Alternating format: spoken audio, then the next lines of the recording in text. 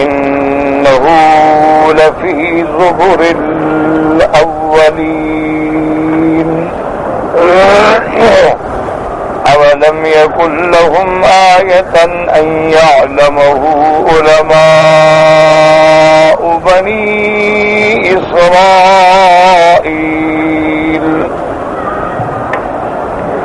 وَلَوْ نَزَّلْنَاهُ عَلَى بَعْضِ الْأَعْجَمِينَ فَقَرَأَهُ عَلَيْهِمْ مَا كَانُوا بِهِ مُؤْمِنِينَ. قال المؤلف المفسر رحمه الله تعالى أدام النفع بعلومه وعلومكم في الدارين آمين. إلى أن قال يقول تعالى وإن ذكر هذا القرآن والتنويه به لموجود في كتب الأولين المعصورة عن أنبيائهم الذين بشروا به في قديم الدهر وحديثه كما أخذ الله عليهم الميثاق بذلك حتى قام آخرهم خطيبا في ملئه بالبشارة بأحمد صلی اللہ علیہ وسلم. اللہ تبارک و تعالی نے ان آیات میں ارشاد فرمایا کہ وَإِنَّهُ لَفِي زُبُرِ الْأَوَّلِينَ.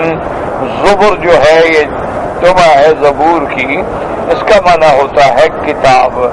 تو معنی یہ ہے کہ وَإِنَّهُ لَفِي زُبُرِ الْأَوَّلِينَ کہ قرآن پاک کا ذکر جو ہے سابقہ کتابوں میں بھی موجود ہے. یعنی اللہ نے جو کتابیں پہلے بھیجی ہیں ان کے اندر بھی اللہ کے قرآن کی صفات موجود ہیں. حضور صلی اللہ علیہ وسلم کی بعثت کا ذکر موجود ہے، حضور صلی اللہ علیہ وسلم کی شان موجود ہے، اور بڑی تفصیل سے ہے کہ مولدہ بمکہ تھا کہ حضور مکے میں پیدا ہوں گے، وَمَعْجَرَهُ بِالْمَدِينَةِ اور آپ کی ہجرت کا مقام مدینہ منورہ ہوگا. اور یہ بھی لکھا ہے کہ بَيْنَ كَتَفَيْهِ اور آپ کے دو کندھوں کے درمیان میں پشت کی جانب جو ہے علامت ہے، جیسے ایک علامت ہوتی ہے علامت نبوت ہے. اور آپ کا نام احمد ہوگا. اور انہ یقبل الہدیۃ ہدیہ قبول فرمائیں گے لیکن صدقہ کبھی قبول نہیں فرمائیں گے، نوش نہیں فرمائیں گے. تو یہ ساری صفتیں لکھی ہوئی ہیں. اسی طرح تو ایک معنی یہ ہے کہ وَإِنَّهُ لَفِي زُبُرِ الْأَوَّلِينَ. اور بعض علماء فرماتی ہیں وَإِنَّهُ لَفِي زُبُرِ الْأَوَّلِينَ کہ قرآن پاک کے بعض واقعات جو ہے وہ پہلی کتابوں میں بھی موجود ہیں. جیسے حضور صلی اللہ علیہ وسلم نے فرمایا کہ سورۃ سبح اسم ربک الاعلی کا ذکر جو ہے وہ پہلی کتابوں میں بھی موجود ہے. اور بھی صورتیں ہیں جن کا ذکر جو ہے پہلے کتابوں میں بھی موجود ہے، لیکن یاد رکھیں کہ وہ پہلی کتابیں جو ہے وہ سریانی اور عبرانی میں ہیں. یعنی ان میں عربی قرآن تو نہیں ہے لیکن اس کا معنی، اس کا مفہوم، اس کا مقصد جو ہے وہ موجود. جیسے اللہ نے فرمایا ان ھذا لفی الصحف الاولی صحف ابراہیم وموسیٰ کہ صحائف اول میں بھی اس کا ذکر موجود ہے، لیکن وہ اسی زبان میں ہے. ہمیشہ یاد رکھیں صرف اللہ نے قرآن جو ہے وہ اتارا ہے عربی میں. اللہ نے فرمایا وَإِنَّهُ لَتَنزِيلُ رَبِّ الْعَالَمِينَ نزل به الروح الأمين على قلبك لتكون من المنذرين بلسان عربي مبين. یہ اللہ کی واحد کتاب ہے قرآن جو عربی میں اترا ہے. باقی جتنی کتابیں ہیں وہ سریانی زبان میں ہیں، وہ عبرانی میں ہیں، وہ سریانی میں ہیں. تو اس لیے فرماتے ہیں وَإِنَّ ذِكْرَ هَذَا الْقُرْآنِ اس قرآن کا ذکر اور اس کی شان جو ہے لَمَوْجُودٌ فِي كُتُبِ الْأَوَّلِينَ پہلے انبیاء کی کتابوں میں بھی موجود ہے. المعصورۃ عن انبیائہم اور پہلے پیغمبروں نے آپ کی بشارت بھی دی ہے اور قدیم الدہر میں آپ کے آنے کی خوشخبری بھی دی ہے. اور اللہ تبارک و تعالی نے تمام انبیاء تمام پیغمبروں سے عہد بھی دیا تھا لَتُؤْمِنُنَّ بِهِ وَلَتَنْصُرُنَّ کہ جب اگر تم میرے مدنی پاک کا زمانہ پاؤ تو تم ان پر ایمان لاؤ اور ان کی مدد کرو. یہ ضروری نہیں، اللہ تو جانتے ہیں کہ کسی کو زمانہ نہیں ملے گا، حضور تو آخری نبی. یہ شان ہوتی ہے عظمت بیان کر، اور اللہ تو جانتے ہیں کہ حضور تو سب سے آخری نبی. جب سارے انبیاء گزر جائیں گے تو خاتم الانبیاء محمد مصطفیٰ ہوں. کما اخذ اللہ علیہم المیثاق بذلک، حتیٰ کہ جیسے اللہ نے آپ سے پیغمبروں سے عہدہ لیا اور انہوں نے اس وعدے کو نبھایا کہ اپنے اپنے دور میں انہوں نے اعلان کیا بعثت محمد مصطفیٰ کا صلی اللہ علیہ وسلم، حتیٰ قام آخرهم خطیبا، اور ان پیغمبروں کے سب سے آخر میں حضرت عیسیٰ علیہ السلام آپ جب آئے تو آپ نے بھی خبر دی، مبشرا برسول یأتی من بعد اسمہ احمد، حضرت عیسیٰ علیہ السلام نے فرمایا کہ میرے بعد ایک نبی آئیں گے جن کا نام احمد ہوگا، تو حضور صلی اللہ علیہ وسلم کا نام احمد بھی ہے اور محمد بھی ہے، سب سے زیادہ حمد کرنے والا، سب سے زیادہ جس کا حمد کیا گیا، تو یہ دونوں نام جو ہیں محمد مصطفیٰ کے ہیں، اور آپ کا آسمانوں میں پہلا نام جو ہے وہ احمد ہے، اور زمین پہ جو پہلا نام رکھا گیا وہ محمد ہے صلی اللہ علیہ وسلم۔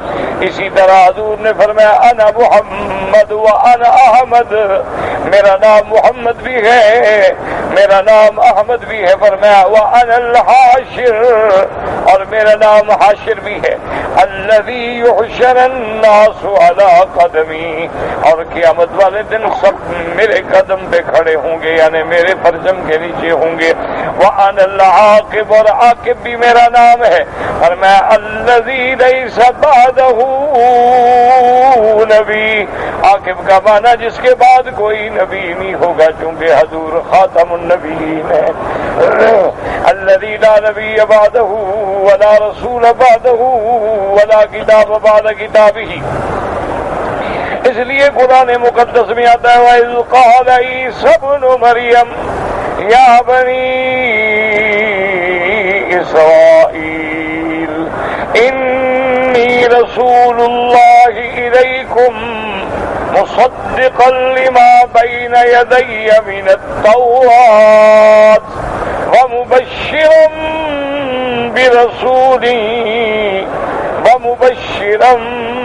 برسول یأتی من بعد اسمہ احمد۔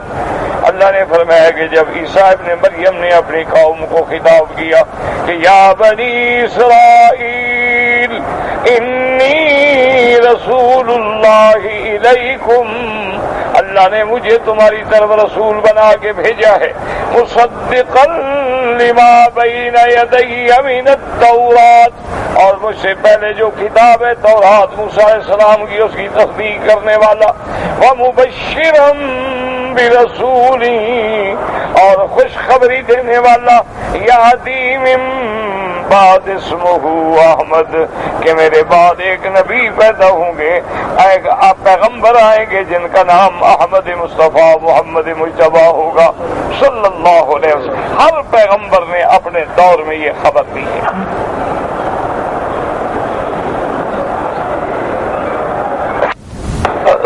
اب مفسر فرماتے ہیں والزبر ہا ہنا ہی الکتب، قرآن میں جو فرمایا وَإِنَّهُ لَفِي زُبُرِ الْأَوَّلِينَ، تو زبر کا معنی ہے کتاب، کتابیں، وَهِيَ جَمْعُ زُبُورٍ وَكَذَلِكَ الزَّبُورُ وَهُوَ كِتَابُ داؤد۔ زبر کہتے ہیں کتابوں کو، اسی طرح یہ جمع ہے زبور کی، اور حضرت داؤد علیہ السلام کو جو اللہ نے کتاب دی اس کا نام بھی زبور تھا، جیسے عیسیٰ علیہ السلام کی کتاب کا نام انجیل تھا، موسیٰ علیہ السلام کی کتاب کا نام تورات تھا، تو حضرت داؤد علیہ السلام کی کتاب کا نام زبور تھا۔ اور اللہ پاک فرماتے ہیں وقال اللہ تعالی وَكُلَّ شَيْءٍ فَعَلُوهُ فِي الزُّبُرِ اَيْ مَكْتُوبٌ عَلَيْهِمْ فِي صُحُفِ الْمَلَائِكَةِ، اللہ فرماتے ہیں جو کچھ تم کرتے ہو لکھا ہوا ہے زبر میں، کیا بنا کتابوں میں، صحائف الملائکہ، ملائکہ کے جو صحائف ہیں ان کے اندر وہ درج ہے۔ ثم قال تعالی وَلَمْ يَكُنْ لَهُمْ آیَةً يَعْلَمُهُ عُلَمَاءُ بَنِي إِسْرَائِيلَ أَيْ أَوَلَيْسَ يَكْفِيهِمْ مِنَ الشَّاهِدِ الصَّادِقِ عَلَى ذَلِكَ، اللہ اللہ نے فرمایا کیا ان کے لیے یہ بات کافی نہیں ہے کہ مکے والے اگر نہیں جانتے، مکے والوں پہ پہلے کوئی کتاب نہیں اتری ہے، کوئی پیغمبر نہیں آیا ہے، تو اہل کتاب سے پوچھ لیں۔ ان کے جو علماء ہیں، احبار ہیں، رہبان ہیں، وہ جانتے ہیں کہ محمد مصطفیٰ سچے نبی ہیں اور آپ پر جو کتاب اتری ہے وہ اللہ کا کلام ہے اور اللہ کا قرآن۔ آپ نے فرمایا وَلَيْسَ يَكْفِيهِم مِّنَ الشَّاهِدِ الصَّادِقِ، کیا یہی بات کافی نہیں ہے اس سے بڑا سچائی کہ ان العلماء من بنی اسرائیل یجدون ذکر هذا القرآن فی کتبہم الذی یدرسونها، کہ جتنے بنی اسرائیل کے علماء ہیں وہ اپنی کتابوں میں قرآن کا ذکر پڑھتے ہیں، محمد مصطفیٰ کا ذکر پڑھتے ہیں۔ والمراد والرسول منهم الذین یعترفون بما فی ایدیہم من صفت محمد صلی اللہ علیہ وسلم وصی و امتی کما اخبر بذلک من آمن منهم۔ اب مفسر رحمۃ اللہ علیہ فرماتے ہیں کہ اس سے مراد یہ ہے کہ جو ان میں عادل ہیں، جو ان میں سچے ہیں، وہ اعتراف کرتے ہیں کہ ہماری کتابوں میں حضرت محمد مصطفیٰ کی شان موجود ہے، آپ کی بعثت موجود ہے، آپ کی امت کا ذکر موجود ہے۔ اور پھر بنی اسرائیل میں سے ان احبار و رہبان میں سے جو لوگ ایمان لے آئے انہوں نے اعلان بھی فرمایا کہ عبداللہ بن سلام بن سلمان الفارسی رضوان اللہ علیہم اجمعین امن ادرکوا منهم من شاکلهم قال اللہ تعالی الذین یتبعون الرسول النبی الأمی الذی یجدونه مکتوبا عندهم فی التوراۃ والانجیل۔ تو حضور صلی اللہ علیہ وسلم کا ذکر اس لیے عبداللہ ابن سلام، حضرت سلمان الفارسی اور اسی طرح اور بھی جو لوگ بنو اسرائیل سے اور اہل کتاب سے اسلام لائے، ایمان لائے، انہوں نے آ کے تصدیق کی کہ واقعی اللہ کے نبی کا ذکر کتابوں میں موجود ہے۔ ثم قال تعالی مخبرا شدت کفر قریش و عنادهم لهذا القرآن۔ اب اللہ پاک خبر دیتے ہیں کہ میرا محبوب صلی اللہ علیہ وسلم، یہ کافر قریش جو ہیں ان کو اتنا بغض ہے، ان کو اتنی عداوت ہے، یہ تو کوئی سچی بات ماننے کے لیے بھی تیار نہیں۔ اگر ہم یہ قرآن کسی اجمی پہ اتارتے اور وہ ان کو پڑھ کے سنا دیتا یہ پھر بھی ایمان نہ لاتے۔ یعنی اب تو کہتے ہیں نا عربی ہے، اس نے خود بنایا ہے۔ اب تو مکے والے کہتے تھے نا کہ قرآن اللہ کا کلام نہیں ہے بلکہ حضور صلی اللہ علیہ وسلم نے خود بنایا ہے۔ حضور نے فرمایا چلو حضور عربی ہیں، ہم اپنا یہ قرآن کسی اجمی پہ اتار دیتے اور وہ پڑھ کے سنا دیتا یہ پھر بھی ایمان نہ لاتے۔ چلو اجمی تو نہیں بنا سکتا نا، لیکن وہ بھی سناتا تو پھر بھی ایمان نہ لے آتے۔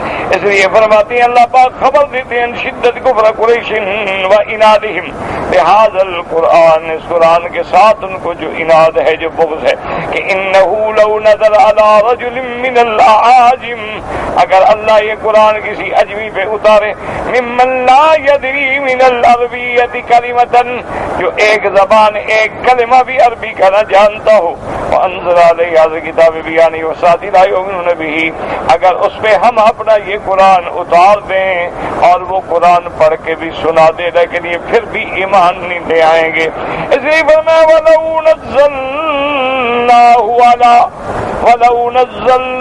عَلَى بَعْضِ الْأَعْجَمِينَ فَقَرَأَهُ عَلَيْهِمْ مَا كَانُوا بِهِ مُؤْمِنِينَ، یہ پھر بھی میرا محبوب ہرگز ایمان نہیں لائیں گے۔ کما اخبر فی الآیۃ الاخری وَلَوْ فَتَحْنَا عَلَيْهِمْ بَابًا مِّنَ السَّمَاءِ فَظَلُّوا فِيهِ يَعْرِجُونَ لَقَالُوا إِنَّمَا سُكِّرَتْ أَبْصَارُنَا۔ اللہ نے فرمایا یہ اتنے ضدی ہیں، اتنے معاند ہیں، اتنے مخالف ہیں، اگر ہم ان کے لیے آسمان کے دروازے کھول دیں اور یہ سیڑھیوں پہ چڑھ کے چلے جائیں پھر بھی کہیں گے جادو ہو گیا، پھر بھی نہیں مانیں گے۔ یہ اتنے ضد میں آ چکے ہیں کہ ان کو جتنے معجزات دکھلا دو، ان کو جتنی نشانیاں دکھلا دو، حتیٰ کہ ان کو خود آسمانوں میں چڑھا دو، یہ پھر بھی کہیں گے اچھا ہم پہ جادو ہو گیا۔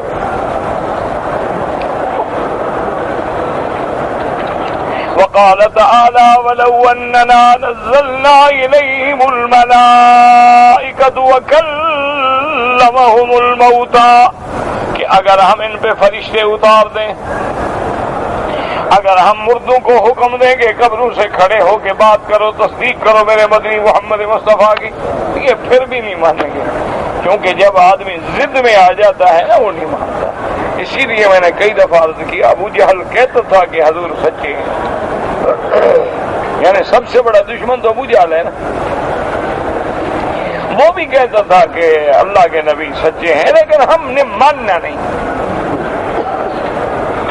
وہ کہتا تھا بالکل سچے ہیں، آپ نے کبھی جھوٹ نہیں بولا، آپ صادق ہیں، آپ امین ہیں، آپ دیانت دار ہیں، آپ کی عظمت، آپ کی زندگی ہمارے سامنے گزری ہے، لیکن ہمارا ان کے خاندان کا مقابلہ ہے، لہذا ہم مانیں گے کبھی نہیں، موت تک ضد کی نہیں مانا ہے۔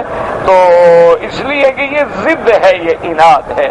آج بھی دیکھ لیں، دعا کرو کہ اللہ ہمیں صراط مستقیم نصیب کرے اور اللہ ہمیں ہدایت یافتہ بنا دے، اور اللہ ہمیں اپنے لوگوں، اپنے بندوں، عباد صالحین اور اپنے اولیاء کی صحبت نصیب فرما دے، ورنہ حال آج بھی ہوئی اللہ کے کعبے میں ہیں۔ ٹھنڈے دل سے غور کریں، جو لوگ قبروں پہ جاتے ہیں، سجدے کرتے ہیں، قبروں کو جا کے چومتے ہیں، ہاتھ باندھ کے کھڑے ہوتے ہیں، قبروں کے طواف کرتے ہیں، الٹے پاؤں چلتے ہیں، ان سے حاجتیں مانگتے ہیں، مرادیں مانگتے ہیں، ان کے نام پہ منتیں مانتے ہیں، نظریں مانتے ہیں، چڑھاوے چڑھاتے ہیں، غلاف ڈالتے ہیں، پھولوں کی چادریں ڈالتے ہیں، وہاں جا کے دیگیں پکاتے ہیں۔ ایمان سے کہ آج ان کو لاکھ مسئلہ سمجھاؤ وہ چھوڑتے ہیں۔ جھگڑا چھوڑیں، دیوبندی، بریلوی، تبلیغ والے، اہل حدیث، ان جھگڑوں کو چھوڑ۔ ان کے دماغ میں یہ بات ہے، باپ دادے سے عادت ہے، بن گئی ہے، لاکھ مسئلہ سمجھاؤ، ان کو بھی پتا ہے کہ یار جن کی قبروں پہ ہم پھول چڑھا رہے ہیں، چادریں چڑھا رہے ہیں، یہ تو خود فوت ہو گئے، منو مٹی کے نیچے ہیں، یہ ہماری کیا مشکل حل کریں گے، پتا ہے نہیں؟ ضد ہے، یہ نہیں کہ جاہل ہے، پتہ نہیں، پتہ ہے۔ آج آپ کے ملک میں یا اور اسلامی ملکوں میں جتنے لوگ حضور کے نام پہ میلاد مناتے ہیں، بالکل جھگڑوں میں نہ پڑے، ایمان سے کہیں ان میں سے کس کو پتہ نہیں ہے کہ بھی میلاد کا حکم حضور پاک نے نہیں دیا ہے؟ حضور پاک نے ہمیں مسح کرنا بھی سکھلایا ہے کہ مسح کیسے کرنا ہے۔ حضور پاک نے ہمیں وضو میں انگلیوں کے خلال بھی سکھلایا ہے، حضور نے ناک میں پانی دینا بھی سکھلایا ہے، لیکن میلاد جیسا کام نہیں سکھلایا۔ اتنا اہم مسئلہ تھا تو حضور بھی فرما دیتے نا کہ بھائی میری برتھ ڈے منایا کرو۔ یہ تو عیسائیوں کا مسئلہ ہے، اسی لیے یاد رکھو کہ 2006 جو تاریخ ہے، اس کے آگے آپ نے دیکھا ہوگا لکھا ہوتا ہے چھوٹا سا میم، من ہم میلادی، کہ ان کی تاریخ کی ابتدا جو ہے میلاد عیسیٰ ابن مریم سے ہے۔ یہ تو عیسائیوں کا مسئلہ ہے، اس کا اسلام سے کوئی تعلق ہی نہیں ہے۔ اچھا پھر اگر آپ کہیں کہ جناب ٹھیک ہے قرآن حدیث میں تو نہیں ہے، لیکن اگر حضور کی محبت میں ہم کرتے ہیں تو کیا ابو بکر سے آپ کو زیادہ محبت ہے؟ حضرت ابو بکر، حضرت عمر، حضرت عثمان، حضرت علی، اہل بیت رسول، بی بی فاطمہ، اولاد نبی، حسن حسین، ان سے بھی تم زیادہ محبت کرتے ہو؟ کیا انہوں نے منایا ہے؟ نہیں۔ اما اربع ہے، امام شافعی ہے، امام مالک ہے، امام حنبل ہے، امام ابو حنیفہ ہے، چاروں اماموں میں کسی امام نے منایا ہے؟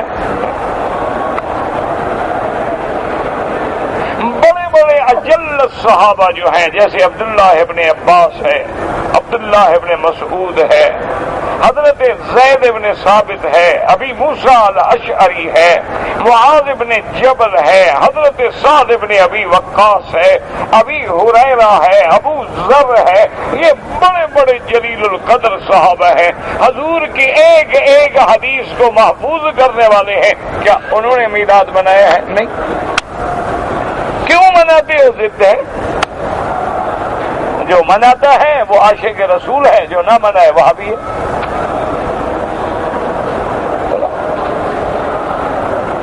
لاکھ ان کو مسئلہ سمجھاؤ، کہیں گے ٹھیک ہے جی قرآن میں نہ ہو یار، پھر بھی ہم حضور کی یاد مناتے ہیں نا۔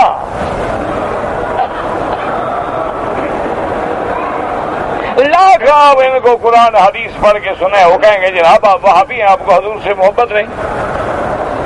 بھئی حضور کی محبت کا معنی یہی ہے کہ بجلی جلاؤ، لائٹنگ کرو، جلوس نکالو، نعتیں پڑھو اور نعتوں میں کفریہ شعر پڑھو۔ اچھا نعتیں پھر صرف یہ نہیں کہ مرد پڑھیں، عورتیں پڑھیں، اور نعتیں جو ہیں وہ فلمی دھنوں پہ پڑھی جائیں اور ساز کے ساتھ، باجے کے ساتھ پڑھی جائیں، اور باقاعدہ ڈھول بجیں اور رقص کیا جائے محمد مدنی کے نام پہ۔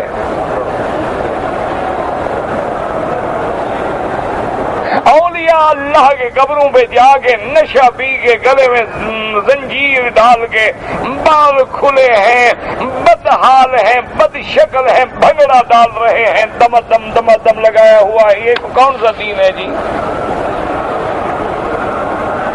اللہ کے ولی کو اللہ اختیار دے نا قبر سے نکلنے کا، سب سے پہلے ان کو پکڑ کے جہنم میں ڈال دے گا۔ ایک ضد ہے شریعت، ساری دنیا کو آپ قائل کر لیں کہ بھئی تیسرے دن کل خوانی کرنا بدعت ہے، 7ویں رات جمعراتیں کرنا بدعت ہے، 40واں بدعت ہے، وہ کہیں گے ہاں جی ہم بھی جانتے ہیں بدعت ہے، برادری میں ناک تو رکھنا ہے نا جی، برادری ہندوؤں کی ہے مسلمانوں کی ہے۔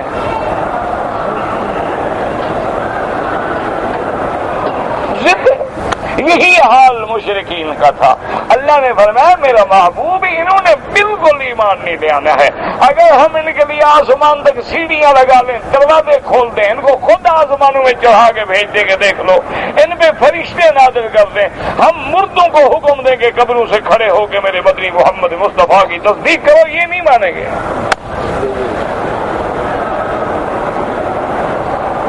اور الٹا یہ کہیں گے کہ اچھا ہماری آنکھوں پہ جادو کر دیا گیا، قالوا سکرت ابصار۔ یہی حال اس وقت تھا، یہی حال آج ہے، اللہ جانے کب تک رہے۔ ورنہ ہدایت کا معنی کیا ہوتا ہے کہ جب سچی بات مل جائے غلط چھوڑ دو، کہ جب حق مل جائے باطل چھوڑ دو، روشنی مل جائے اندھیرے سے نکل آؤ، سنت مل جائے بدعت چھوڑ دو، توحید مل جائے شرک چھوڑ دو، اللہ کی نظر و نیاز مل جائے غیروں کی چھوڑ دو۔ ایک سیدھی سی بات تھی ضد کا، لیکن ضد ہے کھڑے۔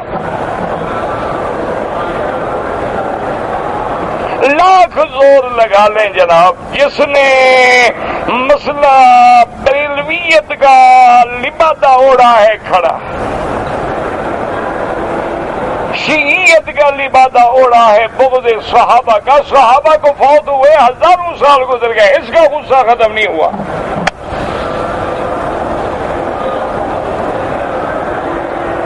بی بی عائشہ صدیقہ رضی اللہ تعالی عنہا کی وفات کو آج 1000 سال سے اوپر گزر گئے، لیکن ان کے دل میں ابھی تک بی بی عائشہ سے غصہ ہے، اور اس کا کیا علاج ہے بھائی؟ اسی طرح نواصب ہیں، خوارج ہیں، ان کے دل میں سیدنا علی رضی اللہ تعالی عنہ سے بغض ہے بھرا ہوا۔ لاکھ خارجیوں کو آپ لاکھ دلائل دیں، وہ کہیں گے ہم نہیں مانتے، جناب علی تو نبی کا دشمن تھا۔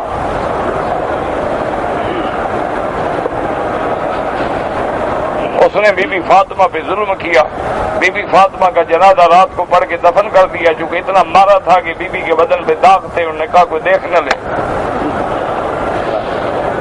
اللہ کے نبی نے منع فرمایا تھا کہ میری بیٹی پہ شادی نہ کرنا، حضرت علی نے شادیاں کر لی، وہ تو مخالف تھا رسول اللہ کا۔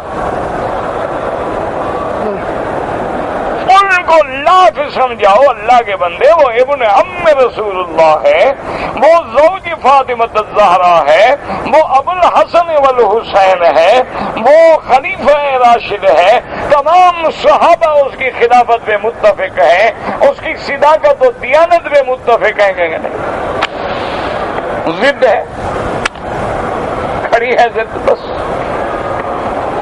لاکھ مولوی کو آپ تقریر کرائیں، مولویوں کی زبانیں گنگ ہو جائیں گی۔ جو داڑھی مڈاتا ہے مجال ہے کہ داڑھی رکھ لے، اس کو محمد کے روزے کا حیا نہیں تو مولوی مکی کی تقریر کیا کر لے گی؟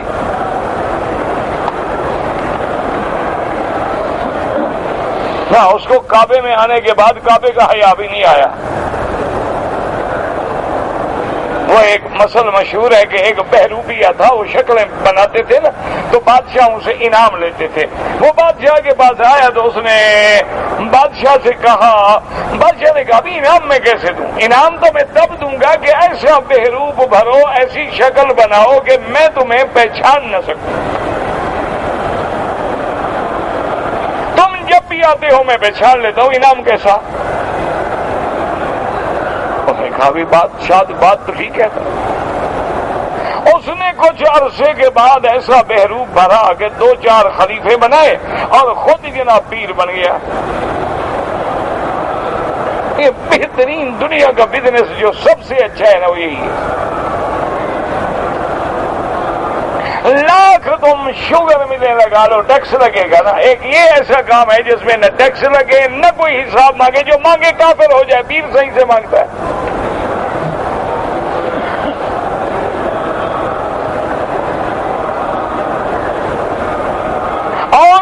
پیری ایسی بلا ہے، عربوں میں چلے، انگریزی میں چلے، یورپ میں، امریکہ کے جو بہت پڑھے لکھے لوگ ہیں وہ سب سے بڑے احمق ہیں، وہ سب سے بڑے بے وقوف ہیں، جن نے ایسے لوگوں کو پیر بنایا ہوا ہے جو جاہلیت کے بھی باپ ہیں۔ ایک تھوڑا سا شعبہ دکھا دو، وہ سارے تمہارے مرید ہیں، پڑے ہیں دروازے پہ۔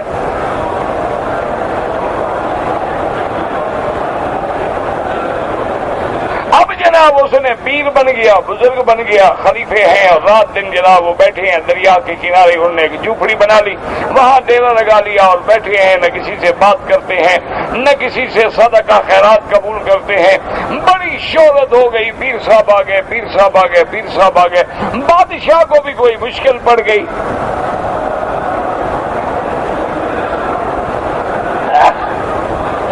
بادشاہ کو کسی نے مشورہ دیا، انہوں نے کہا کہ آپ کے ملک میں فلاں دریا کے کنارے پہ ایک اللہ والا آدمی آیا ہوا ہے، لوگ جاتے ہیں دعائیں کراتے ہیں، منٹ نہیں رکھتا مسئلہ حل ہو جاتا ہے۔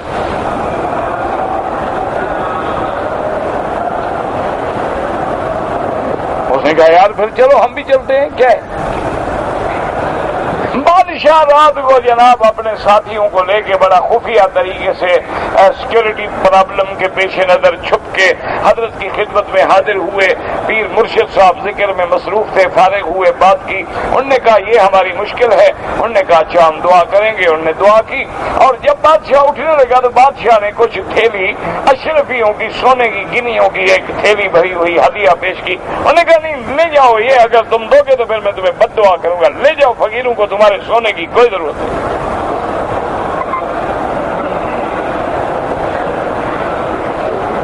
بادشاہ اور زیادہ مرید ہو گیا۔ یہ پیری عجیب ہے نا جی، پیٹ میں درد ہو آپ رات کو روٹی نہ کھائیں، لوگ اور مرید ہو جائیں گے۔ سائیں بالکل کھاتے نہیں۔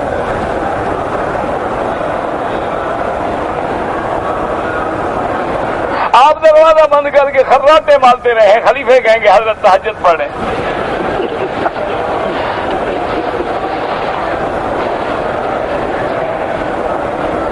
نہیں ہماری تو برادری ہے نا، ہم تو جانتے ہیں نا، اسی لیے تو مجھے نہیں مانتے نا بابا، میں کیا کروں۔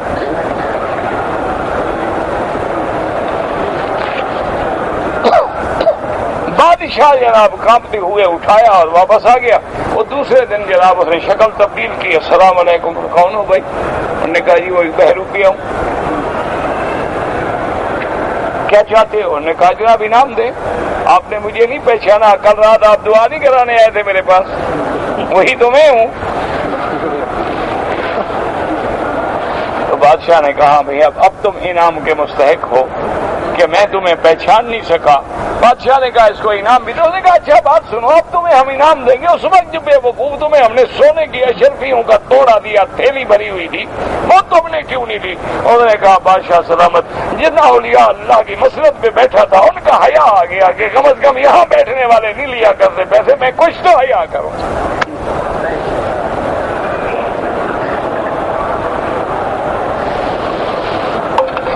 شرم، وہ اتنا شرم تو ان کو بھی آ گیا، ہمیں نہ کعبہ شریف کا آتا ہے نہ محمد مصطفیٰ کے روضے کا آتا ہے،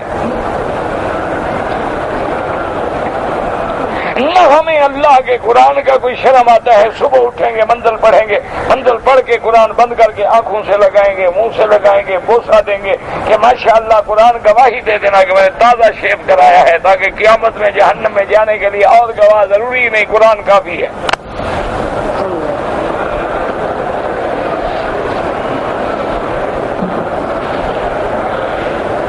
ٹھیک، ایک رواج ہے، عادت ہے، چلیے۔ اچھا، کسی کو کوئی سمجھائے، وہ کہتے ہیں مولوی صاحب کو جنت آپ کی ہے، اللہ چاہے گناہ گاروں کو بھیج دے، اللہ چاہے تو نیکوں کو بھی نہ بھیجے، تو پھر انبیاء بھی نہ بھیجتے، کتابیں بھی نہ بھیجتے، نمازوں کا حکم بھی نہ دیتے، جن کو چاہتے بھیج دیتے، جن کو چاہتے نہ بھیجتے۔ یہ 1,24,000 پیغمبر کیوں بھیجا؟ اللہ نے کتابیں کیوں اتاری؟ اللہ نے اپنے نبی کیوں بھیجے کہ جا کے امت کو سمجھاؤ، ان کو بتلاؤ کہ یہ حلال ہے یہ حرام ہے؟ کیا ضرورت تھی؟ جن کو چاہتے جنت بھیج دیتے، جن کو چاہتے نہ بھیجتے۔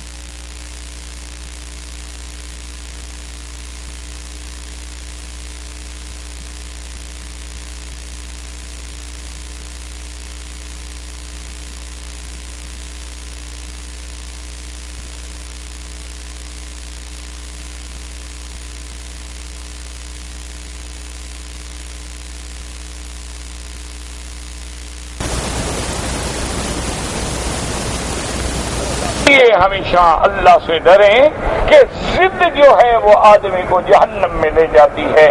آدمی کا کام یہ ہے کہ جہاں حق ملے بس پکڑ لو، جہاں اللہ کا قرآن دل میں آ گیا تو بس فوراً پھر اللہ کے قرآن پہ ایمان لے آؤ، جہاں فرمان محمد مصطفیٰ صلی اللہ علیہ وسلم آ گیا ہے وہاں ایمان لے آؤ، اور اپنے عقیدوں کو درست کر لو کہ نہ ہم شریعت میں کوئی اضافہ کر سکتے ہیں نہ کمی کر سکتے ہیں، نہ 7 چکروں کے 8 بنا سکتے ہیں نہ 6 بنا سکتے ہیں، نہ صفا کے بجائے مروا سے شروع کر سکتے ہیں، نہ 5 نمازوں کی 6 بنا سکتے ہیں۔ ہم شریعت کے پابند ہیں، اللہ کے پابند ہیں، اللہ کے رسول کے پابند ہیں، اللہ کی کتابوں کے پابند ہیں۔ نیکی کرنے والے کے لیے جنت ہے اور گناہ کرنے والوں کے لیے جہنم ہے۔ ہاں باقی ہے خدا کی تقدیر یا قدرت یا طاقت، وہ اس کی مرضی ہے، جو چاہے کر دے، فعال لما یرید۔ اس لیے اللہ نے فرمایا کہ میرا نبی ان پر جو بھی مرضی آئے کرتے ہیں۔ وَلَوْ أَنَّنَا إننا نزلنا إليهم الملائكة وكلمهم الموتى. اگر ہم ان کے بعد فرشتے اتاریں مردے بھی بات کریں یہ پھر بھی ایمان نہیں لے آئیں گے. اس لیے اللہ نے فرمایا ان الذین حقت علیہم کلمۃ ربک لا یؤمنون. میرا مدنی محمد مصطفیٰ جن پہ تیری قدرت کی تقدیر تیرے اللہ کی تقدیر نے فیصلہ کر دیا ہے کہ ایمان نہیں لے آئیں گے ان کو آپ لاکھ ڈرائیں لاکھ قرآن سنائیں. ان الذین کفروا سواء علیہم اانذرتهم ام لم تنذرهم لا یؤمنون. ختم اللہ علی قلوبہم وعلی سمعہم وعلی ابصارہم غشاوۃ. اللہ فرماتے ہیں یہ کافر لوگ جو ہیں کفر پہ ایسے جم گئے ہیں کہ میرے محبوب آپ ان کو ڈرائیں یا نہ ڈرائیں یہ ایمان نہیں لے آئیں گے. ہم نے بھی پھر ان کے دلوں پہ مہریں لگا دی ہیں اور ان کی آنکھوں پہ پردہ ڈال دیا ہے. اس لیے اولیاء اللہ فرماتے ہیں کہ جب قرآن اثر نہ کرے جب فرمان محمد مصطفیٰ اثر نہ کرے جب اولیاء اللہ کی صحبت اثر نہ کرے تو پھر ڈرو کہ کہیں ہمارے دلوں پہ مہریں تو نہیں لگ گئیں. تو پھر ڈرو کہیں وہ حال تو نہیں کہ اللہ نے مہریں لگا دی ہوں کہ اب حق ہمیں سمجھ نہیں آتا. ختم اللہ علی قلوبہم وعلی سمعہم وعلی ابصارہم غشاوۃ ولہم عذاب عظیم. اس لیے آپ دیکھیں کہ جن لوگوں کے دل کو اللہ نے کھول دیا تھا کتنے لوگ ہیں جو حضور کی خدمت میں آتے کوئی سوال نہیں کوئی جواب نہیں حضور کی چہرے مبارک کو دیکھا اور کہا ابسطیہ تک یا رسول اللہ. حضور ہاتھ بڑھائیں مجھے کلمہ پڑھائیں. لوگوں نے پوچھا کہ خدا کے بندے کوئی سوال نہیں کوئی جواب نہیں. انہوں نے کہا خدا کی قسم ایسا چہرہ کبھی جھوٹ بول ہی نہیں سکتا ہے جس کا چہرہ دلیل نبوت ہو جس کا جمال دلیل نبوت ہو جس کا کمال دلیل نبوت ہو جس کا اخلاق دلیل نبوت ہو جس کا خلق دلیل نبوت ہو جس کا کردار دلیل نبوت ہو پھر اس سے کیا دلیل مانگنی ہے وہ تو خود دلیل ہے. اس لیے اللہ تبارک و تعالی ہدایت کے فیصلے فرمائیں. جب تک اللہ راضی نہ ہو ہدایت نہیں مل سکتی. دعا کریں اللہ ہمیں ہدایت دے.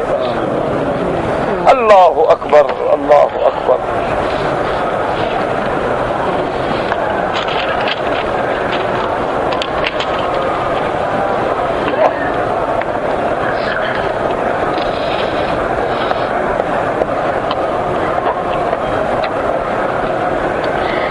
کہ میرا دل چاہتا ہے کہ میں اللہ کے راہ میں نکلوں لیکن مجھ پہ ذمہ داری بھی ہے بیوی بچوں کی ذمہ داری بھی ہے. دیکھیں بات سنیں شریعت ہمیں یہ حکم نہیں دیتی کہ ہم بیوی بچے ماں باپ اہل عیال سب کو چھوڑ کے دین کے لیے نکل جائیں. ہمیں یہ اجازت نہیں. حضور نے فرمایا ساعتن الی ھذا و ساعتن الی ھذا. ایک گھڑی اگر دین میں لگاؤ تو ایک گھڑی اپنے حقوق میں بھی لگاؤ. اپنے بیوی بچوں کا بھی خیال رکھو ان کے حقوق کا بھی خیال رکھو اور ان کا انتظام کرو. اللہ توفیق دے تو پھر دن بھی اللہ کے دین میں بھی لگاؤ یہ نہیں ہے لیکن اپنے گھر والوں کے حقوق کا بھی خیال رکھو. اسلام کا معنی یہ ہے کہ وَلِنَفْسِكَ عَلَيْكَ حَقٌّ وَلِأَهْلِكَ عَلَيْكَ حَقٌّ وَلِأَوْلَادِكَ عَلَيْكَ حَقٌّ. ہر کسی کا تم پر حق ہے. تمہارے نفس کا بھی حق ہے تمہاری اولاد کا بھی حق ہے تمہاری جان کا بھی حق ہے. اس میں سیل نہیں ہوں گے نا یہ ڈھونڈ کے لاتے ہیں نا. الحمدللہ یہ جو ہماری برادری ہے نا کبھی اس دن میں عرب لاتے ہیں ایک دن خراب نہیں ہو. وہ عرب ہیں وہ سمجھتے ہیں کہ ہم نے اللہ کے قرآن کو پہنچانا ہے. وہ ہر چیز اپنا ساتھ رکھیں گے فوراً ٹھیک کریں گے. ہمارے ڈھونڈ کے لائیں گے جو نہ چلتا ہو جس کا سیل کمزور ہو بیٹری ختم ہو. کیونکہ کیا کریں اندر بغض بھرا ہوا ہے کریں کیا کریں. یہ ہمارے لوگوں کو بیماری ہے.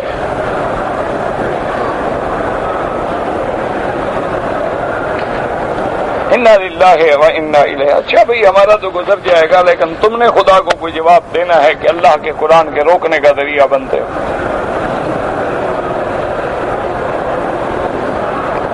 قاعدہ ہوتا ہے، آدمی سمجھاتا ہے بھی آدمی زیادہ ہیں آواز زیادہ ہو، تھوڑے ہیں تھوڑی ہو، ایک اصول ہے، ضابطہ ہے، کہتے نہیں زیادہ آدمی ہوں تو آواز تھوڑی ہو، یہاں بالکل تھوڑے ہوں آواز زیادہ ہو۔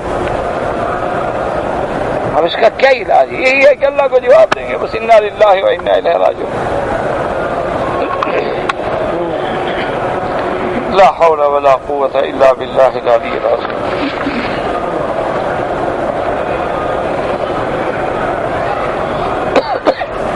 بہرحال اپنے اہل و عیال کا انتظام کرو، پھر اللہ کے دین کے لیے نکلو۔ بھائی مسجد نبوی میں 40 نمازیں پڑھنا کوئی ضروری نہیں، مسئلہ سمجھو۔ 40 نمازیں پڑھنا فضیلت ہے، اللہ نصیب کرے، اللہ ہمیں 40,000 نماز نصیب کرے، لیکن اس کا زیارت سے کوئی تعلق نہیں۔ یعنی ایک آدمی اگر کل صبح کی نماز کے بعد وہاں 9 بجے پہنچا، اس نے جا کے 2 رکعت تحیت المسجد پڑھی، حضور پہ سلام پڑھے، 10 بجے واپس نکل آیا، زیارت ہو گئی، بس چاہے ایک نماز بھی نہ پڑھے۔ وہ ایک حدیث مبارک آتی ہے کہ جو بندہ مدینہ منورہ میں 40 نمازیں پڑھے اور تکبیر اولا بھی نہ چھوٹے، جماعت کے ساتھ مسجد رسول میں، اللہ اس کو نفاق اور جہنم سے بری فرما دیتے ہیں۔ وہ ایک فضیلت ہے اور ثواب ہے، اجر ہے، اللہ نصیب کرے، زیارت سے اس کا کوئی تعلق نہیں۔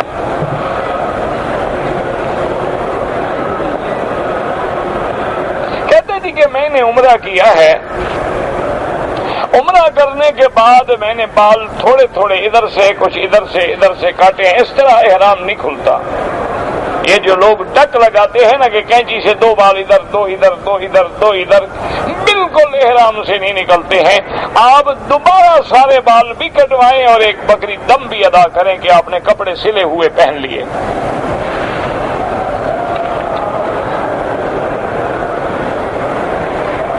اگر کوئی آدمی آیا، اس نے مکہ مکرمہ میں عمرہ کر لیا، مکہ مکرمہ سے عمرہ کرنے کے بعد وہ مدینہ منورہ چلا گیا، اب مدینہ منورہ سے پھر سیدھا مکے آنا ہے تو عمرہ بالکل کرے، وہ میقات ہے، عمرہ ذی الحلیفہ میقات ہے۔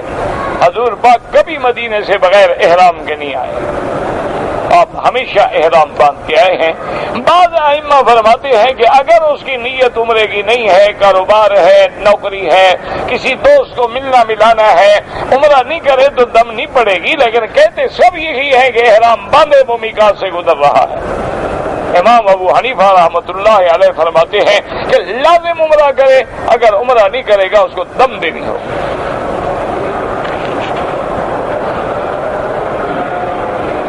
کہتے جی کہ میری چھوٹی بہن کی شادی میں رکاوٹ ہوتی ہے، اللہ سب بچیوں کی رکاوٹیں دور فرما دیں، اور جن کے گھروں میں بچیاں جوان ہیں اللہ ان کے رشتے آسان فرما دیں، اللہ ان کی مشکلات دور فرما دیں، اللہ ان کے مستقبل جو ہے وہ روشن فرما دیں۔ اس میں کچھ ہماری غلطیاں بھی ہیں اور کچھ تکلیفیں قدرت کی طرف سے بھی۔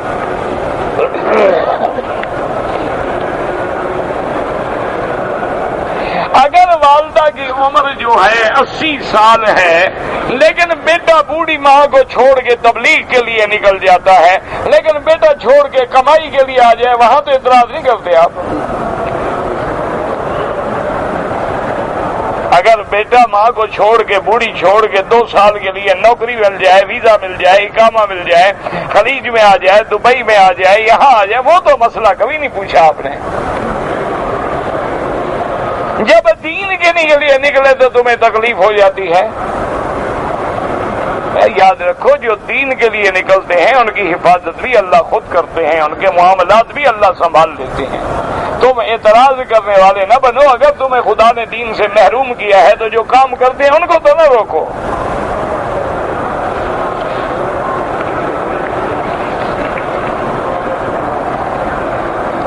حرم کے نزدیک جتنی مسجدیں ہیں میرا بھائی نزدیک نہیں بلکہ حدود حرم میں جتنی مسجدیں ہیں، حدود حرم ہے، مسجد عائشہ حد ہے، ادھر عرفات جو ہے وہ حد ہے، بڑا عمرہ جعرانہ جو ہے وہ حد ہے، یہ سارا حرم ہے، جہاں بھی نماز پڑھو 1 کلاک ملے گا۔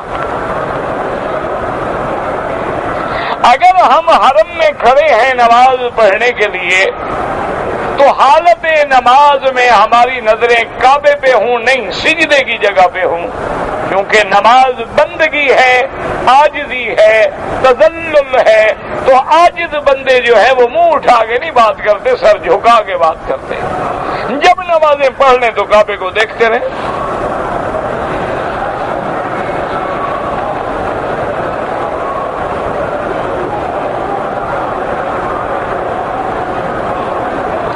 اگر ایک آدمی نے عمرہ کیا ہے، عمرہ کرنے کے بعد 5-6 دن گزرنے کے بعد جدے کیا ہے کسی کام کے لیے، تو جدے سے احرام باندھنا کوئی ضروری نہیں۔ اگر عمرہ کرنا چاہو احرام باندھ لو، نہ تو ضروری نہیں ہے، چونکہ جدہ میقات نہیں ہے۔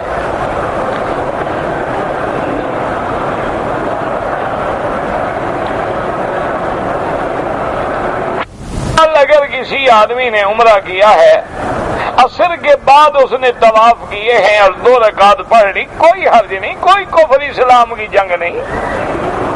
امام احمد ابن حنبل رحمت اللہ علیہ اور امام شافعی رحمت اللہ علیہ کے نزدیک اللہ کے حرم میں جب طواف کرو نماز پڑھ لو، چاہے عصر کے بعد ہو چاہے فجر کے بعد ہو۔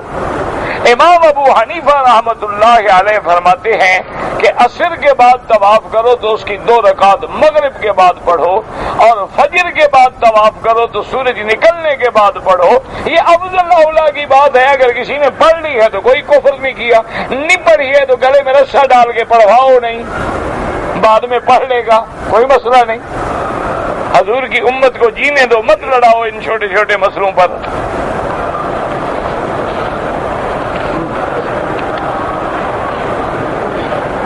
میری دوست کی بہنوں کی شادی کا مسئلہ ہے، اللہ آسان فرمائے، اللہ سے دعا کریں۔ اور بزرگوں نے لکھا ہے کہ اسماء اللہ الحسنی، اللہ کے جو نام ہیں، اللہ نے خود حکم دیا ہے کہ مجھے میرے نام سے پکارو، للہ الاسماء الحسنی فادعوہ بہا۔ اللہ نے فرمایا میرے بہت ہی اعلیٰ پسندیدہ مبارک نام ہیں، انہی سے مجھے پکارو۔ تو بعض بزرگوں نے لکھا ہے کہ اللہ کے جو نام ہیں نا، یا جامع یا لطیف، اور بعض نے لکھا ہے یا لطیف ہو یا کریم۔ اگر آپ چاہیں تو سب کو جمع کر لیں، یا جامع ہو یا لطیف ہو یا کریم۔ وہ لڑکیاں بھی پڑھیں، گھر والے بھی پڑھیں، جتنا ہو سکے اللہ سے دعا مانگیں، اللہ رشتے آسان کریں گے۔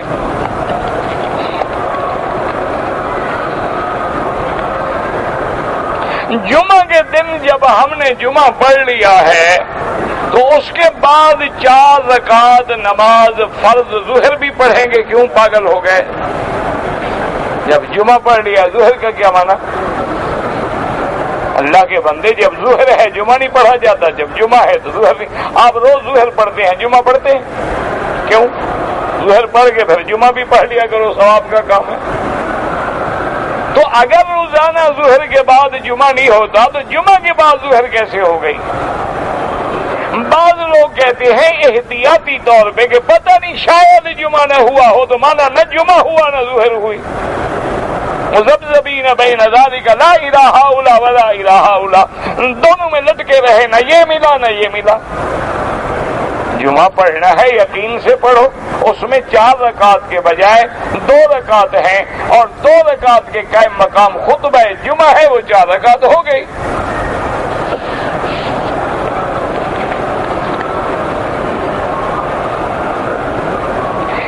کہ حرم میں لوگ تصویریں کھینچتے ہیں، نہیں کھینچنی چاہیے، ہمیں روکنا چاہیے محبت سے، پیار سے۔ ادعو الی سبیل ربک بالحکمت والموعظۃ الحسنہ۔ یہ نہ ہو کہ حرم میں فساد ہو، حرم میں بے حرمتی ہو، تم بھی شور کرو وہ بھی شور کریں، تو وہ تو ایک بھلائی کے بجائے برائی ہو گئی۔ کسی کو سمجھانا ہے تو محبت سے سمجھاؤ۔ کہتے ہیں جی کہ قادری ہیں، جیلانی ہیں، ان کے طریقے غلط ہیں. وہ ساری دنیا کے قادری غلط بھی نہیں ہوتے، نہ جیلانی غلط ہوتے ہیں، نہ صحیح ہوتے ہیں. ان میں غلط بھی ہوتے ہیں، صحیح بھی ہوتے ہیں. آپ کسی کا نام لیں.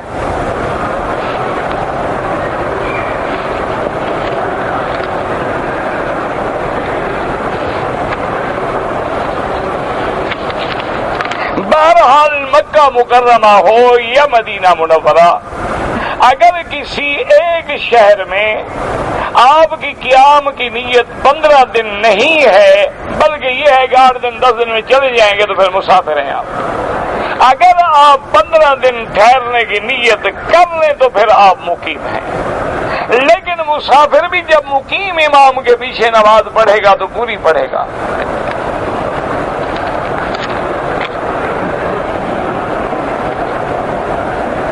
کہتے جی کہ مجھے کسی آدمی نے دعوت دی ہے، مجھے معلوم ہے کہ اس کا کاروبار صحیح نہیں ہے. کافر تو نہیں ہے نا؟ دعوت تو کافر بھی دے سکتے ہیں، کوئی بات نہیں، جائیں. آپ جائیں گے تو دین کی بات سمجھائیں. آپ کا آنا جانا ہی نہیں ہوگا تو دین کون سمجھائے گا؟ آپ جائیں اور ان کو دین کی بات کہنے کی کوشش کریں، اور اسی نیت سے جائیں کہ میں محبت کے ساتھ اس کو کوئی دین کی بات بھی کہہ دوں گا. باقی یہ ضروری تو نہیں ہوتا کہ ایک آدمی کا ہر چیز ہی حرام ہو.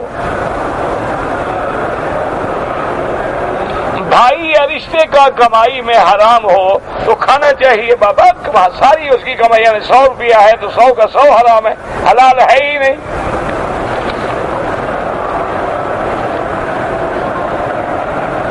عمرہ کرنے کے بعد جب ہم لوٹیں گے تو ہمارے لیے طواف وداع جو ہے واجب نہیں ہے، یعنی نہیں کرو گے تو جرمانہ نہیں ہوگا، دم نہیں پڑے گی. لیکن طواف الوداع کرنا چاہیے. افضل یہ ہے کہ طواف الوداع کیا جائے، کیونکہ انسان کو زندگی کا کوئی پتہ نہیں، موت ہے، حیات ہے. پھر اللہ عالم ہمیں طواف نصیب ہوگا کہ نہیں ہوگا.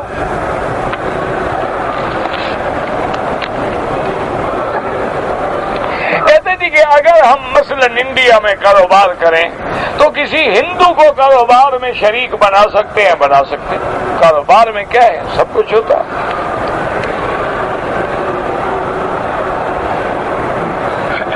کہتے جی کہ اگر میں نے کوئی چیز 100 میں خریدی ہے، 500 میں بیچ دوں، اللہ نے پابندی نہیں لگائی، لیکن اتنا نفع نہ کرو جو دوسرے کے نقصان کا باعث ہو.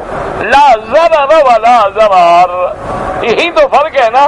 ہندو ٹکے پیسے میں نفع کرتا تھا، مسلمان 100 کا 500 مانگتا ہے.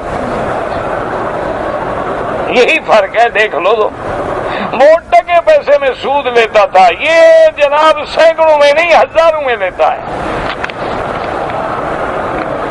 آج کل دیکھا نہیں آپ کے ہم بینک ماشاءاللہ لیزنگ پہ، ان کو کہو ہم نے کارخانہ لگانا ہے، مجال ہے پیسے دیں. گاڑی خریدنی ہے 1 منٹ میں، 1 دن میں 1 ونڈو آپریشن، 1 دن میں سارے کاغذات مکمل. کیوں؟ اس کو پتا ہے کہ یہ پیسہ اس کا ضائع جائے گا. گاڑی ہے، پیٹرول ہے، خرچہ ہے، ٹوٹ ہے، پھوٹ ہے، ہم نے کمانا ہے اور اس کا فائدہ ملک کو بھی نہیں ہوگا، الٹا نقصان ہوگا. آپ کہیں ہم نے جناب بجلی لگانی ہے، پیسے تو جی اس میں تو بہت پیسہ لگتا ہے. جو چیز آپ کے ملک کو ترقی دے گی وہ آپ کا بینک کبھی نہیں دے گا، کیونکہ ہر بینک کے پیچھے یہودی بیٹھا ہے.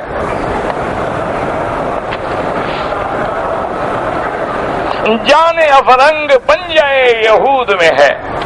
اس وقت پورے عالم کا اکنامک لیور جو ہے وہ یہودیوں کے ہاتھ میں ہے. وہی ریٹ نکالیں گے سونے کا، چاندی کا، ڈائمنڈ کا. جس ملک کو چاہیں دھڑم تختہ کرتے ہیں 1 دن میں.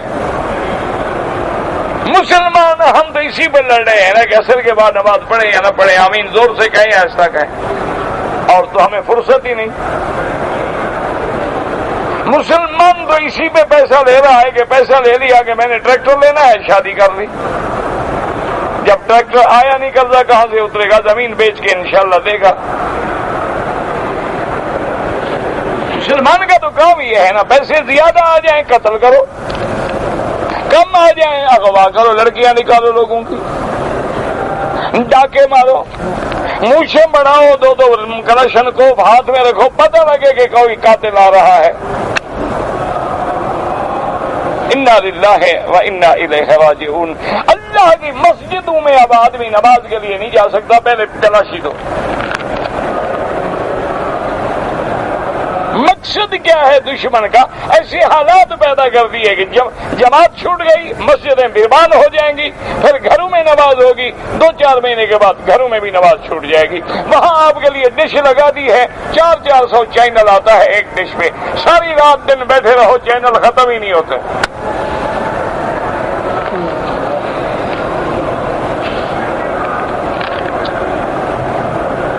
میرا بیٹا آپ کی دعا سے حافظ قرآن ہوا ہے، دعا کریں کہ عالم ہو جائے۔ میں تو خود کچھ نہیں بنا، پتہ نہیں میری دعا تمہارے بیٹے کو کیسے لگ گئی۔ تمہاری دعا لگی ہوگی، میں تو خود جاہل ہوں، میری دعا سے کوئی عالم کیا بنے گا۔ بہرحال تمہارا اعتقاد ہے اللہ تمہاری حسن ظن پہ فیصلہ فرمائیں گے، ورنہ میری دعاؤں میں تو کچھ نہیں، ورنہ میرے اپنی اولادیں ٹھیک نہ ہو جاتی۔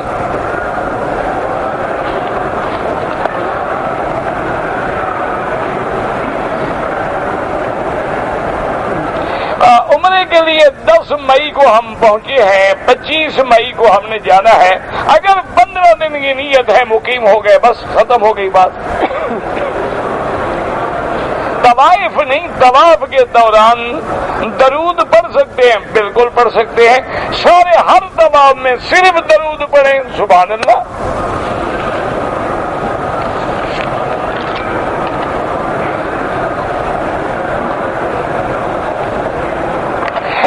عورت نے حیض کی حالت میں مکے میں داخل ہوئی، اس نے جب پاک ہو گئی غسل کیا، طواف کیا، صفا مروہ دوڑی، بعد میں چند قطرے آئے، دیکھنا یہ ہوگا کہ اس عورت کی عادت حیض کتنے دن تھی۔ بعض عورتوں کو 5 دن کی ہوتی ہے، بعض کو 6 کی، بعض کو 7 کی، بعض کو 3 کی، بعض کو 8 کی۔ اگر وہ دن اس کے پورے گزر گئے تھے اور اس نے غسل بھی کر لیا تھا اور بعد میں چند قطرے آئے تو وہ چلنے سے، دوڑنے سے، بھاگنے کی وجہ سے آئے ہیں 5-10 ریال خیرات کرنے۔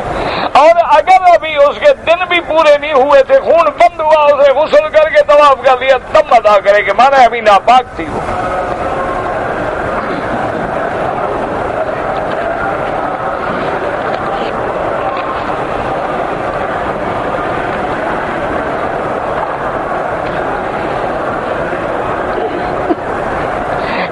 کہ ہم نے مدینہ منورہ جانا ہے، انشاءاللہ واپس بھی آئیں گے تو زمزم یہاں سے لے جائیں یا مدینے سے۔ زمزم مدینے میں بھی موجود ہے، مکے بھی موجود ہے۔ جب آپ نے واپس آنا ہے تو وہ تو مکے سے زمزم روزانہ مدینے بھیجا جاتا ہے، آپ مدینے سے کیوں لے آؤ بھائی، پھر آ کے مکے سے لینا۔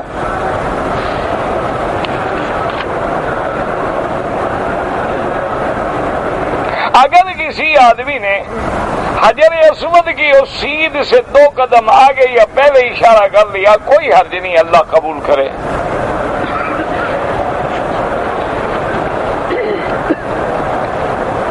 تعویذ بنا کے گلے میں نہ ڈالیں تو بہتر ہے اور افضل ہے۔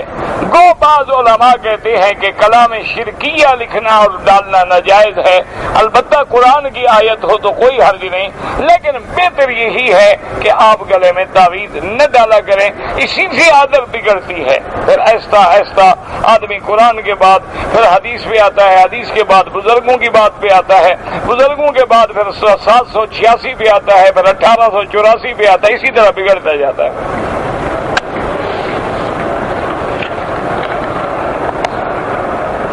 کہتے ہیں کہ آپ جب آتے ہیں درس دینے کے لیے تو سلام نہیں کرتے، اب میرے بس میں نہیں کہ تمہارے کان میں آ کے کہوں، یہ میرے بس میں نہیں ہے، ورنہ یہاں جتنے قریب ہیں پوچھو ان سے کہتا ہوں۔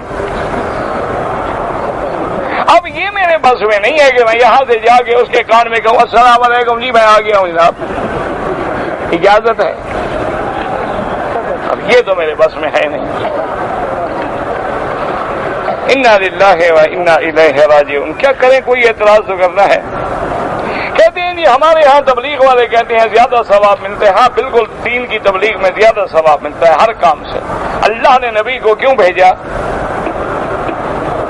کہ بلغ ما انزل الیک من ربک، حضور نے فرمایا بلغوا عنی ولو آیۃ، اگر ایک آیت کا ترجمہ ہے، ایک حدیث ہے، پہنچاؤ آگے دین۔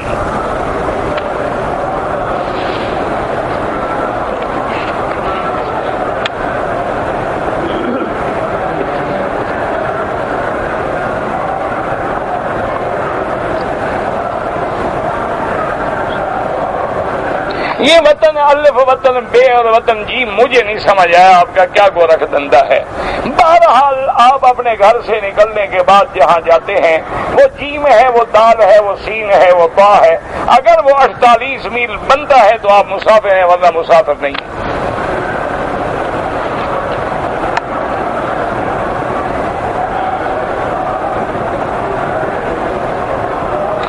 میں پہلے مکہ میں آیا، مکے کے بعد مدینہ گیا، مدینے سے جدے کی نیت سے روانہ ہوا، بس والوں نے مکہ لے آیا، ٹکٹ گم ہو، کوئی حرج نہیں، آپ پہ کوئی جرمانہ نہیں، آپ کی نیت جدہ تھی۔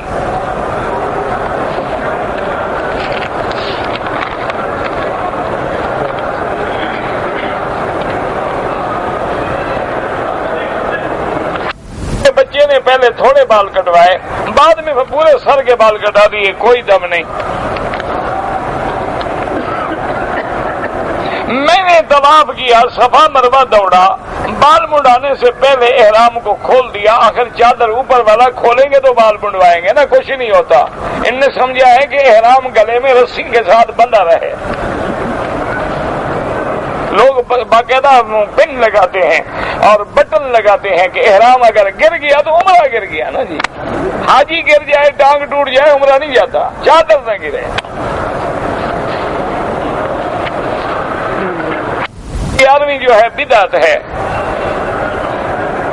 مونچھیں کتروانے کا مطلب یہ ہے کہ چھوٹی چھوٹی نظر آئے، اس طرح بھی نہ پھروائیں اور بڑھائیں بھی نہیں۔ عورتیں عید پڑھ سکتی ہیں، کوئی منع نہیں، جمعہ بھی پڑھ سکتی ہیں، لیکن ضروری نہیں ان کا نکلنا۔ عورتیں نماز تراویح بھی پڑھ سکتی ہیں، اپنے گھر میں جماعت بھی کر سکتی ہیں، کوئی منع نہیں۔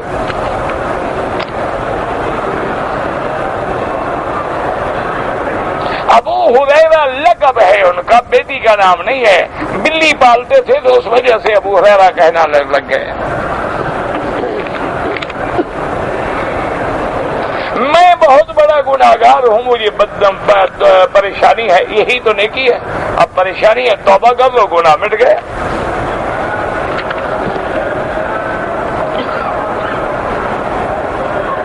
عصر کے بعد میں نے 2 رکعت طواف پڑھ لی، کوئی جرم نہیں کیا، کوئی حرج نہیں۔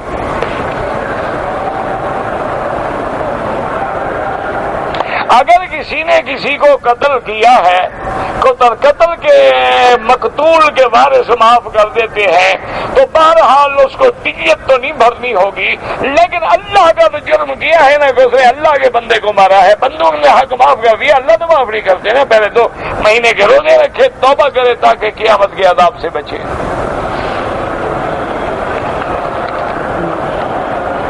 اس وقت تبلیغ کا کام جو ہے ہر مسلمان کے لیے ضروری ہے، ہر دور میں ضروری تھا۔ ایمان کی صفت یہ ہے کہ الا الذین آمنوا وعملوا الصالحات وتواصوا بالحق وتواصوا بالصبر۔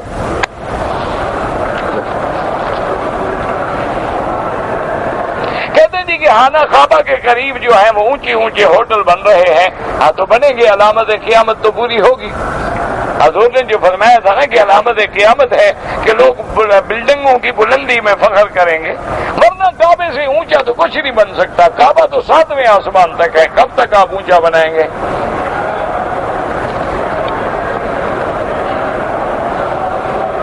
کہتے جی کہ یہاں پر عورتیں غیر مردوں کے ساتھ کندھا لگا کے کھڑی ہو جاتی ہیں، اور فلمیں دکھاؤ۔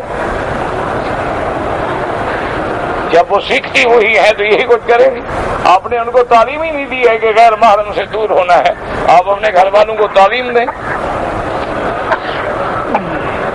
موبائل فون کی گھنٹیاں بجنا جو ہے بہت بڑا گناہ ہے کہ اللہ کے حرم میں میوزک بجایا جائے، یہ اتنا بڑا گناہ ہے، اللہ معاف کرے، ڈر لگتا ہے کہ کہیں خدا اپنے عذاب پہ نہ پکڑ لیں۔ BBC وغیرہ جو ہے بہرحال گزارش یہ ہے ان میں کوئی